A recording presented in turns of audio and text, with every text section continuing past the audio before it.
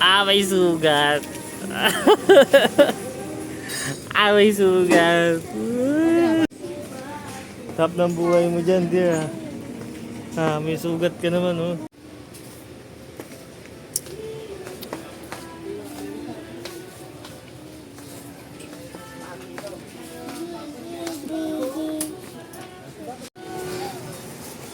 At ayun, tuwan-tuwa sa chichirya, si Manoy.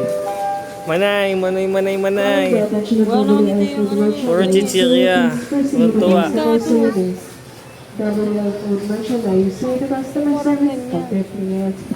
May sugat ka naman.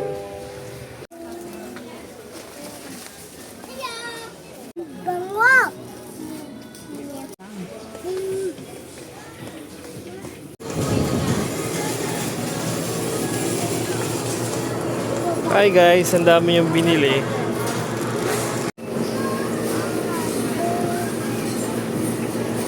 Hey!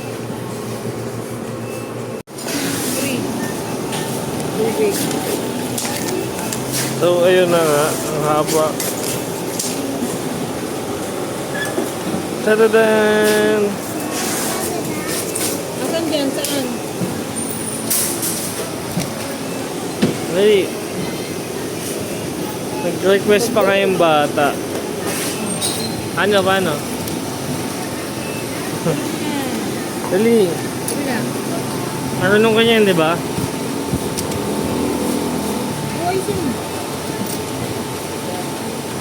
Kabila.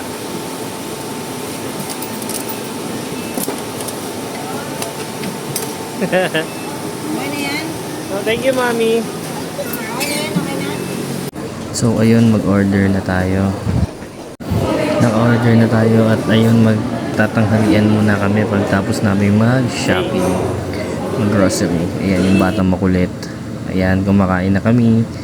Kain po tayo. Ayan, na-miss namin mag-inasal, lalo si Mrs. at ang baby makulit. Gustong gusto. Ang dami niya nakain dyan, guys.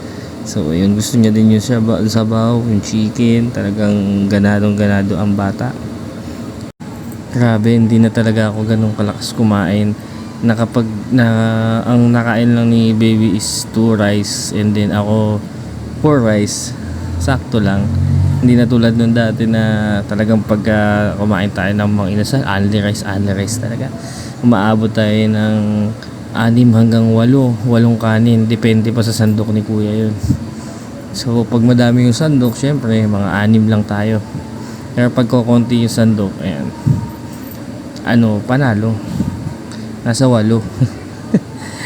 Iba yung katakawan natin noon kaysa ngayon, guys. Kaya medyo nagdadayet-dayet na lang tayo para sa ating gout. Medyo may nararamdaman na tayo, kaya bawas-bawas na. Kumbaga ma-enjoy lang natin uli yung mang inasal. Syempre iba yung kain natin sa mang inasal. Ayan, nakakamay na nga ako, guys. Talagang kamay kong kamay, di ba? Ang sarap. Mas mapipil mo yung pagkain mo pagka nakakamay ka talaga. Ayan, tuwan-tuwa yung bata. So ayun, salamat sa panonood. Sana patuloy kayong manood sa aming vlog, guys. Ayan,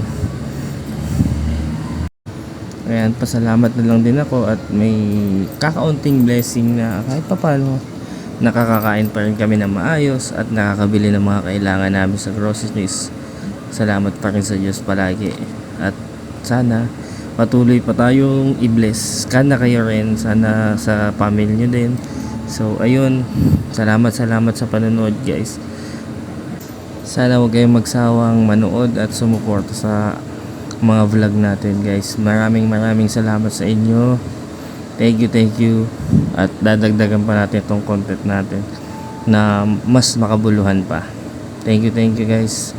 Sana madami pa tayong makasalubong na opportunity. So ayun, thank you ulit. Thankful ako sa inyo at sa Diyos, syempre. Maraming salamat, guys. Thank you.